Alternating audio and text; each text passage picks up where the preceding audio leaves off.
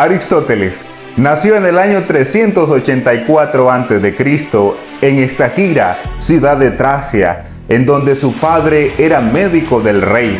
Desde muy joven quedó huérfano y su tutor tuvo que enviarlo a Atenas para completar su educación. Allí entró en contacto con Platón, en cuya academia permaneció unos 20 años. Tras la muerte de Platón en el año 348 a.C., abandonó Atenas y viajó por diferentes lugares, como el Egeo. Hasta el año 342 a.C., Filipo II encomendó la educación de su hijo Alejandro, en el futuro conocido como Alejandro Magno. Cuando en el 336 a.C. Alejandro se convirtió en rey, Aristóteles volvió a Atenas, donde fundó el Liceo, centro en el que impartió sus enseñanzas casi hasta la muerte. Solía dar sus clases paseándose, por lo que los miembros de su equipo se ganaron el nombre de parapatéticos, o sea, paseantes. En el año 323 a.C., Alejandro Magno murió. Tras su muerte, Aristóteles fue acusado de impiedad y decidió huir para evitar más ataques a la filosofía. Se refugió en Calcis, la ciudad de origen de su madre, donde murió en el año siguiente. Aristóteles era el discípulo rebelde de Platón. Al comienzo de la Ética Nicómaco, Aristóteles indicó que aunque fuera amigo de los defensores de las ideas, era más amigo de la verdad. Platón se oponía a Aristóteles tanto por su forma de concebir al mundo como la forma de interpretar el conocimiento. Para Aristóteles no existe un mundo de ideas, sino las cosas singulares y concretas, de donde obtenemos por medio de la abstracción. Ahora bien, para Aristóteles existe un mundo en el que existe una amplia multitud de seres vivos que, de acuerdo a su naturaleza o modo, pertenecen a una misma especie y coinciden en una misma esencia. La esencia es lo que hace que las cosas sean lo que sean. Interpretación aristotélica del conocimiento. Tenemos las facultades sensitivas. Esto tiene que ver con los que están compuestos por los sentidos externos. Y también tenemos las facultades intelectuales, constituidas por el entendimiento agente y el entendimiento paciente. El entendimiento agente se concibe como el que realiza la abstracción de las cosas y su esencia, y el conocimiento paciente es el que las recibe. Todo el conocimiento no puede ser conocimiento sin antes estar en los sentidos.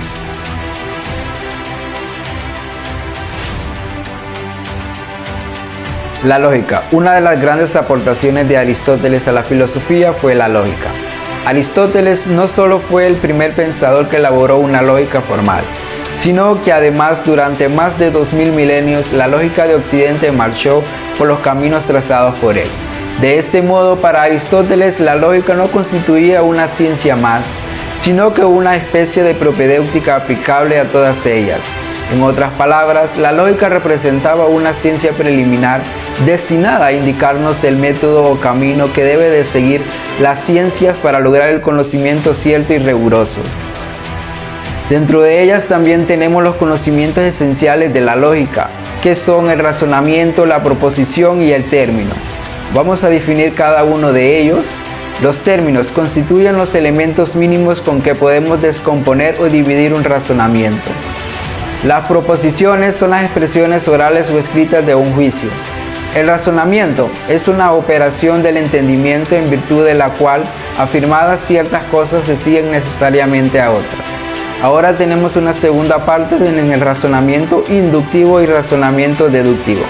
Para Aristóteles distinguió dos clases de razonamiento, el inductivo y el deductivo. Definamos el razonamiento inductivo, va de los casos individuales o particulares a la verdad universal. Razonamiento deductivo se mantiene en el orden de lo universal.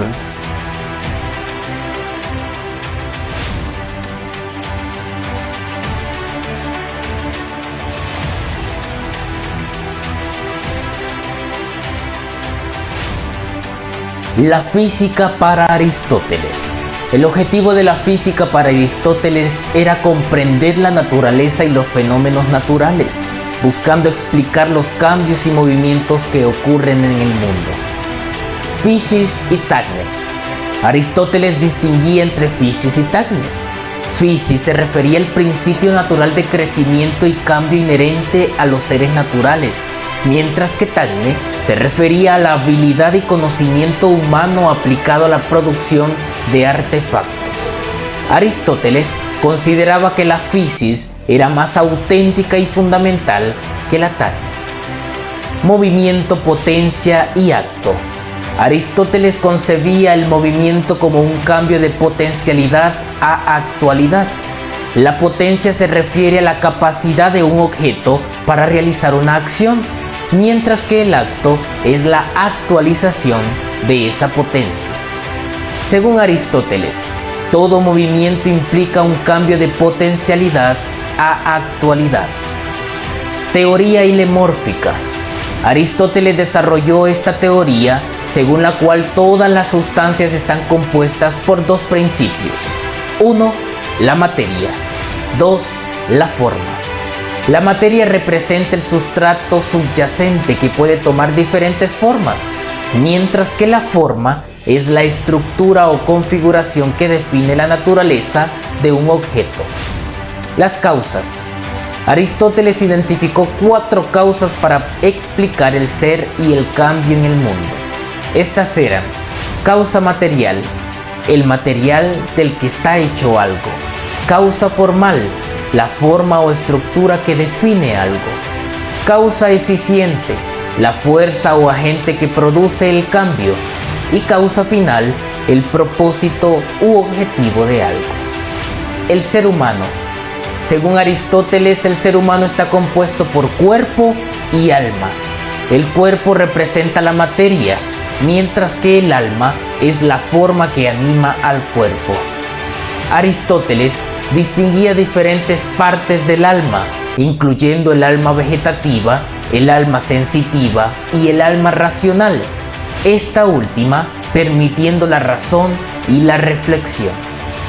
El mundo sin principio y fin. Aristóteles sostenía que el universo era eterno y no tenía un principio ni un fin en el tiempo.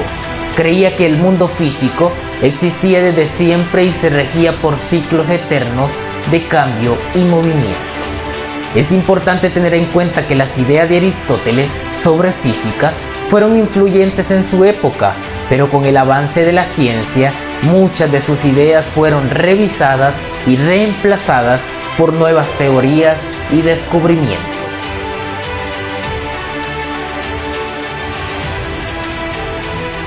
La metafísica es una de las ramas de la filosofía que se ocupa de investigar la naturaleza de la realidad y va más allá de lo físico o material.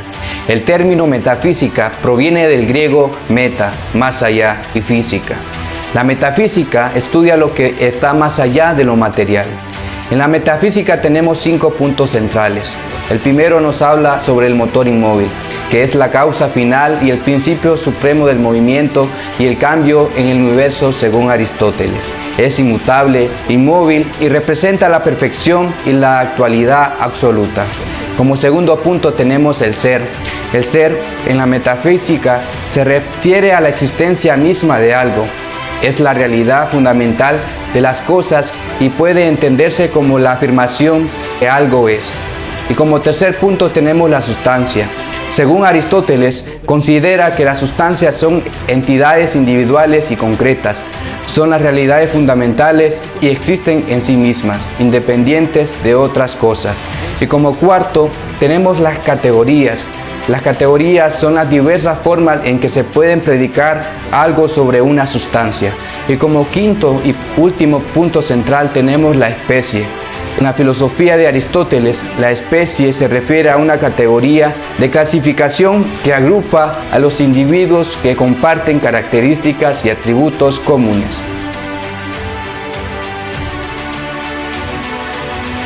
La ética.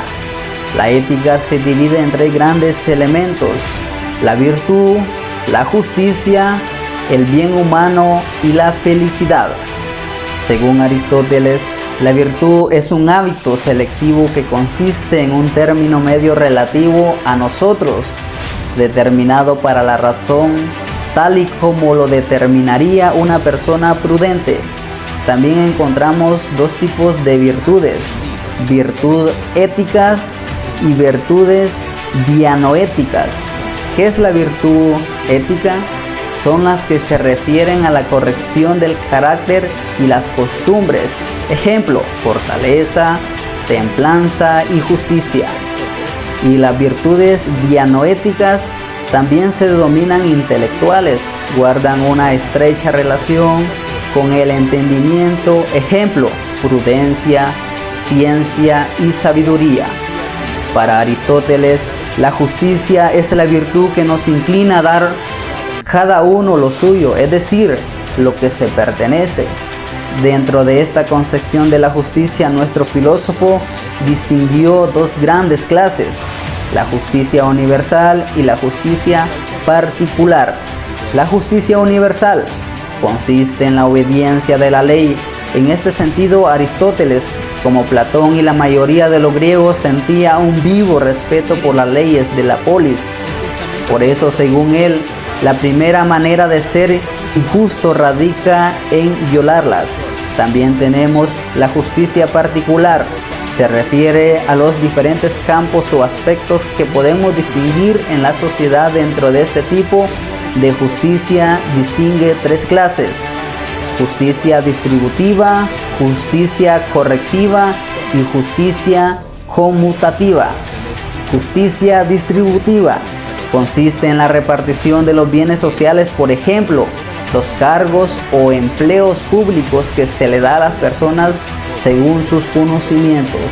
Justicia correctiva es la encargada de reparar los daños tanto voluntarios como involuntarios que las personas causan. Justicia conmutativa es la encargada de dirigir las relaciones comerciales de compra y venta, entre otras cosas. Sin embargo, a la hora de la verdad, Aristóteles antepuso el entendimiento a la voluntad, concluyendo que la auténtica felicidad de los seres humanos consistía en teoría, o sea, en contemplación.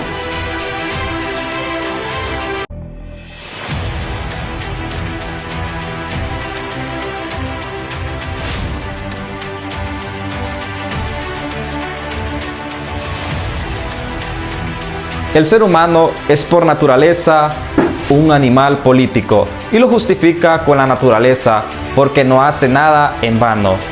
El ser humano es el único ser dotado de palabra, viviendo en sociedad. Luego el ser humano es por naturaleza un ser social. La política tiene que estar subordinada a la ética. La ética se ocupa del bienestar del individuo y la política de la sociedad.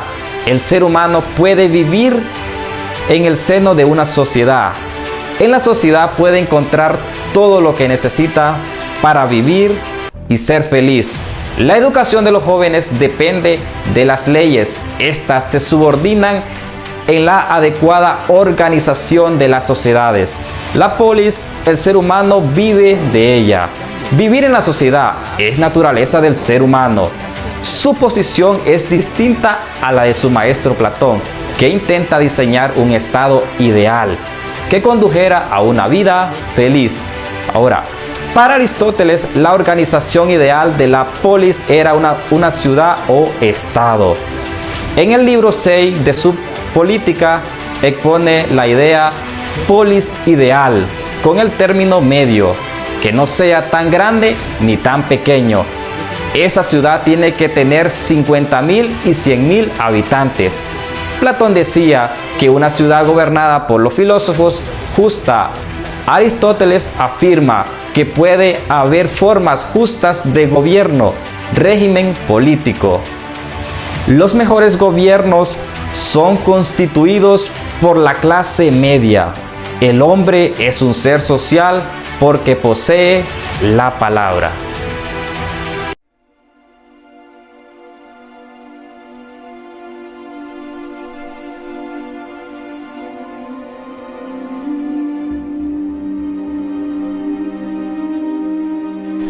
Oh grandísimo maestro, cuéntanos, ¿cuál sería la estructura ideal correcta de gobierno? Pues es algo muy sencillo. La democracia moderada, es decir, una república donde esté separada la constitución mixta. Nos encanta estar contigo, maestro Aristóteles, y aprender del más sabio. Qué bien se siente estar compartiendo contigo.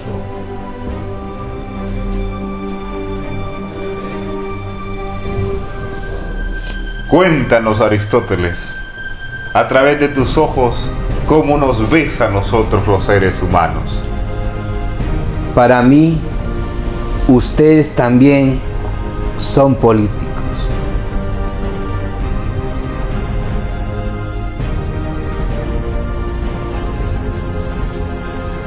Soy uno de los seguidores de Aristóteles. Vengo de la escuela y me siento plenamente orgulloso. Querido sabio Aristóteles, cuéntanos, ¿qué es para ti la política? Para mí la política es un estudio de los estados viables en forma abstracta. Para mí era un estudio ideal de las costumbres, de las leyes del ser humano.